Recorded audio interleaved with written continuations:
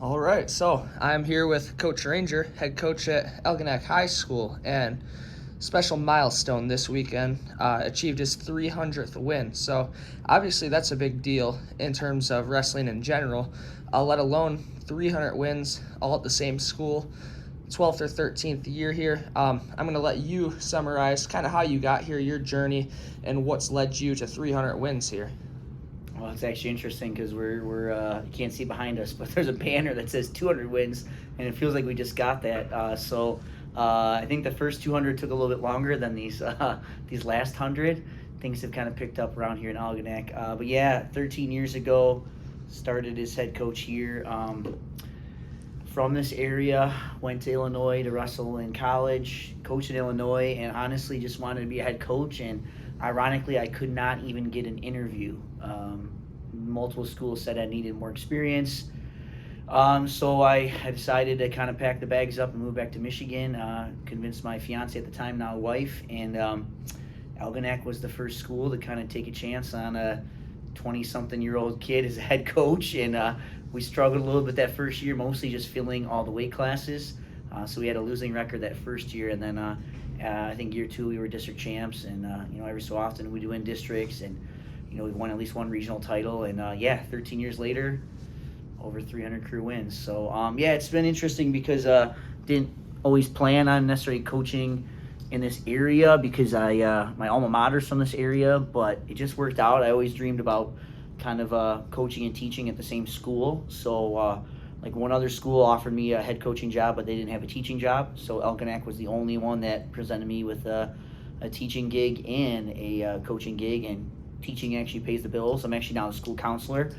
So not just coaching at the same school my whole career, but I've actually now pretty much worked in education at the same school for my whole career here in Michigan at least. Yeah, so I know how you are. You like to give the 300 wins all the credit to kind of everybody else. And obviously, you're not the one wrestling, but you're the one who's built this. You're the one who's been here consistently for the past 13 years. And deep down inside, I know you know, and your family knows, there's a lot of hard work that was put into this. So what does it mean to you to achieve that 300th win? I think it means kind of more of a sustained success. Like I said, year two we won a district title, but what we were doing in the first couple of years wasn't always sustainable. It was, we'd have one good year, then maybe one step back, and then another good year. So early on, we made a commitment to youth wrestling in this town. We wanted to get the kids wrestling before middle school and high school. And now we actually have to cap it. We have 120 kids every year that sign up for youth wrestling. So every year we seem to be bringing now kids into middle school and high school that already know how to wrestle. So yeah, like you said, I'm not the only one responsible for this. There's a ton of people that help me with youth wrestling, middle school wrestling, high school wrestling. The community has really embraced it. And 300 wins just means that we've been doing it at a pretty good level for a good amount of time. I joke that it makes me feel old, but it just means that we've been pretty consistent with our ability to put good wrestling teams on the mat year in and year out. So this senior class of 2025, they've probably got about a third of the wins for you, Yep. Probably about 100 wins so far, and they're in year 4 now. What do they mean to you? And talk about how they've taken you through some of your best times as a head coach. Yeah, and it was even before high school. We've been kind of looking forward to the group that's in here now for a long time. They kind of started helping changing the culture even at the middle school level, and even at the youth level when they were younger. Just the whole idea of we'll wrestle anyone, anywhere, any place, anytime. We're a small school, only 400 some kids in the whole high school, but we don't mind wrestling. Division I schools, Division II schools, powerhouses from whatever level they are. And a lot of that starts with the kids being okay with that. So this group was okay with that. In fact, not only were they okay with it, that's what they wanted. So when you have a group that wants to wrestle the best in the state and in the Midwest and in the country, then it's hard as a coach to not get excited about that. And I'm hoping that trickles down, and I believe it has, to the other grades. They're kind of my example. They've accomplished a lot individually. We have individual state champions. We have kids getting college scholarships. But beyond their impact on the mat, they're also great students, great people. So really just helped us sort of solidify the culture and then help us kind of move it forward and keep raising the bar. Yeah, so I'm gonna put you on the spot with this one because I didn't send you this question before. But how have they also challenged you and made you a better coach? Because obviously, with a great group of athletes, you have to take yourself to the next level to challenge them. Yeah, so it's just different things that maybe we wouldn't have even considered a decade ago. Kids going to Fargo, kids, wrestling for Division II and Division I programs, and getting going on recruiting visits, and just kind of stuff that we weren't quite used to. But we want to make sure that we are supporting each kids in whatever dreams they have. They're also really good at wrestling, so I still try. Well, this year not as much as in the past, but try to wrestle with them. So it makes me kind of have to stay in somewhat shape so I can at least wrestle with them for a minute or so.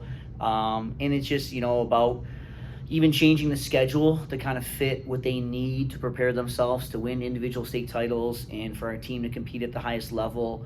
The schedule of wrestling now, 10 years ago, we would not have been able to do something like that. So with their ambition, it's kind of made us more ambitious as a coaching staff too, and I think that's good. All right, so we've started this season now 7-0, and if we weren't 7-0, this interview wouldn't be happening right now. The 7th win got you your 300th. So talk about the start of the season and how you feel it's gone so far. Yeah, you can't, I guess, argue with 7-0, but really this first month I wanted to see how well we would adjust to some of the new rules. We've been a pretty good takedown team the last couple of years, so I wanted to see, would that help us getting the additional point there? And I think in some ways it has. But also just making sure that we're comfortable with the new rules, just getting a taste of some pretty higher level competition that we've already had. We've wrestled some state ranked teams or some teams that are on the upswing.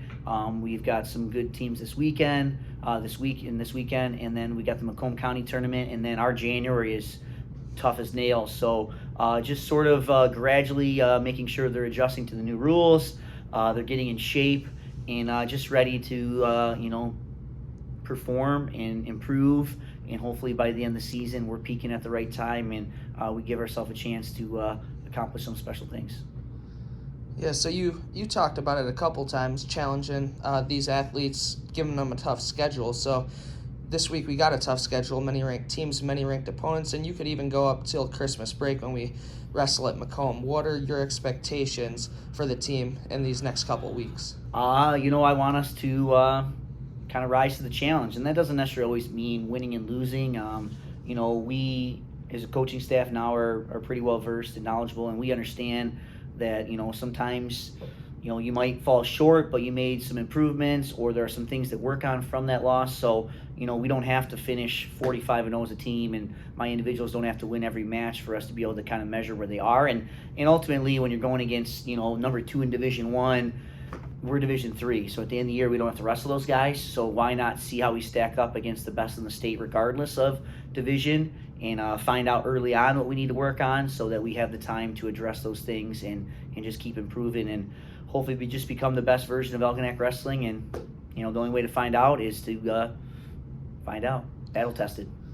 So this is obviously a long process, a long journey. These kids have been here for 4 years now. Like I said, they've contributed so much to the 300 wins. What are your goals for the future of this team? Well, I just want them to, I was blessed to have made some amazing memories, and I had some awesome experiences in high school. I was lucky enough to be on 2 state title teams, and you can still have great experiences without necessarily winning a state title, but I just want them to really look back on their wrestling career as a very memorable time in their life, where they formed these awesome bonds and relationships, and they had these great experiences, and ultimately just showing them that how successful they can be when they apply themselves. So hopefully, whether they wrestle in college or not, they start realizing their potential they have on the mat, off the mat, in life in general. But obviously with the collection of talent we have, we want to try to raise the bar. So we've been lucky enough to make it to the Final 8 once. Would love to go back another time. This group lost in the state semifinals, and nothing's guaranteed. You can't get to the Final 8 without winning districts. You can't get to regionals without winning districts. You can't get to states without winning regionals. You can't get to the semis without the quarters. So we're not looking past anyone. We're just grateful for every every chance we get to wrestle together, because again, this group's been together for so long.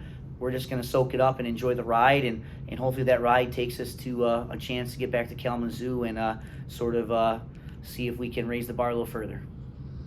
And last question. So 300 wins is a big milestone, but I don't think it was necessarily probably one of your goals maybe a couple years ago. So thinking in the future, so when you're done coaching wrestling, what are some goals you want to achieve, whether that be with the high school team or some tournaments you want to go to in the off season? Any goals you have that you see in the future for you? Yeah, I don't have a number. I don't really even have a specific tournament or two. I've gotten to coach at Fargo. I've gotten to coach individual state championships and, in the Final Eight. So some really cool things. I think as a program for this community, I think it would be awesome someday to wrestle for a state title, whether that be this year, next year, 10 years from now. I don't know. I just think it'd be really cool for that opportunity. Selfishly, as a father, I have 4 kids that wrestle, and I just, I've got to coach them in their youth matches, and that's always fun and an adventure, especially with my son Lincoln. But I think it would just be awesome to coach them, for a little bit in high school, whether that be all 4 of them, 1 of them, 2 of them, 3 of them, I don't know.